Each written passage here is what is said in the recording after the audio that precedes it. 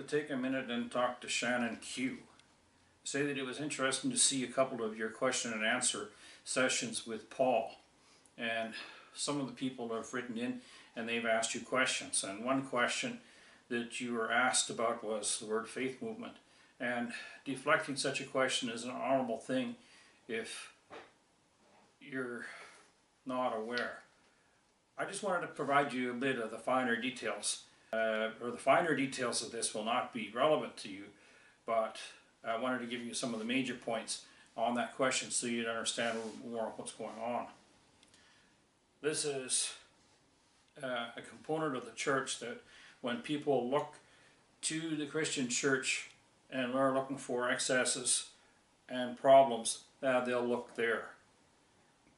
But one of the things we need to be aware of is that this is a church based on syncretism. It's a blend of ideas and worldviews that should not go together. And it actually warps the mind into a bit of a pretzel if you try and put all the pieces together. If you're not familiar with syncretism, I would suggest to you having a look at Paulogia or the cargo cults. They're examples of syncretism. They're putting together ideas that don't belong.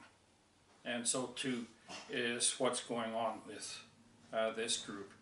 It's based on the teachings of New Thought. That's a derivation and it's an offshoot of the beliefs of Anton Mesmer, and he was not a Christian in nature at all. Paul would know of a girl who hurt her ankle playing volleyball, and 3 weeks after she had a much larger cast on her leg. And I was concerned about this and sat down to talk to her about this. She was concerned as well, but the mother was yelling from the kitchen that this girl is perfect and she's been prayed for and is seen perfect in God's eyes, and I should drop the conversation. When they did further testing, they found, when this problem didn't go away, they found Ewing sarcoma in the leg, so she had to have a below-the-knee amputation and chemotherapy. In discussing it with the family afterwards, they said that it was the doctor that said she's got cancer. It's not the girl or them that said she's got cancer. It's the doctor that said it, and they don't believe it. And that's kind of one issue that's going on. And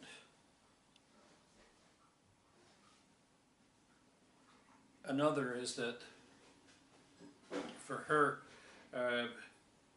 they had to spend $60,000 or something to get a C leg, a computer-controlled leg with the ankle that moved, so that she could be seen as perfect. Things were available like this in Saskatchewan, but it wasn't available quick enough for them, so they almost went too soon in terms of the healing process to go get one of these someplace else, and somebody had been able to make an arrangement to get it for at a much more reasonable price. So the big issue there is being healthy and perfect is important to prove that God is with you, and rich too. You got to be rich. You got to be rich. If you're poor, then God isn't doing anything with you. So one of those pastors was asked by a man how his wife was.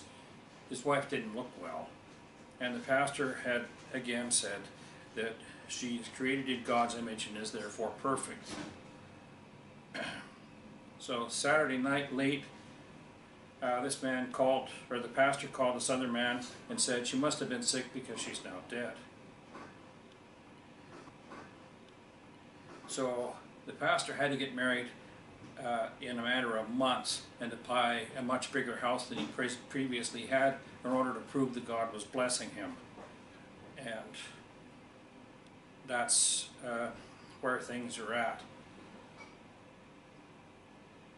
So the ostentatious lifestyle of guys like this, having a ranch and all the toys is something that the outside world is seeing and they're feeling concerned about.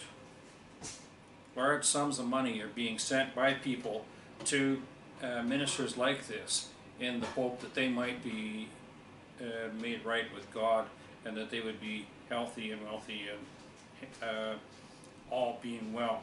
And it's all this illusion of being perfect, being seen to be healthy and wealthy and so on. And that in 10,000 words or less is a little bit more of a picture as to what